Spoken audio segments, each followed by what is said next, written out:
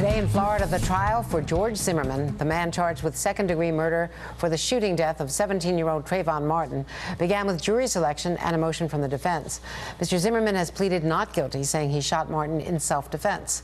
NBC's Kerry Sanders is live in Sanford, Florida. Kerry, what have we seen so far in court today? Well, it's an indication of how things are going to move very judiciously and very slowly. George Zimmerman arrived into the court today wearing a bulletproof vest, accompanied by his wife, and the prospective jurors are downstairs in another area of the courthouse. There are 100 here today.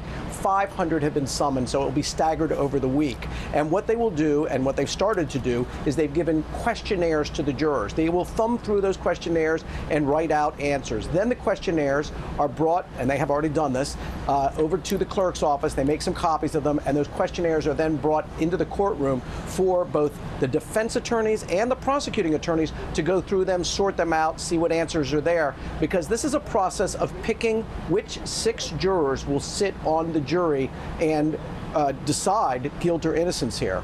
As you know, George Zimmerman has said that he is not guilty, that he was acting in self-defense on that February night when he admits he shot and killed 17-year-old Trayvon Martin. So the attorneys believe in many times and hear that picking the jury in many cases where they win or lose the case, because ultimately it's the jury that sits and makes the decision on guilt or innocence. So it's a very intense process, and it will be very slow, maybe 2 weeks, could even take 3 weeks, the attorneys say. Andrea?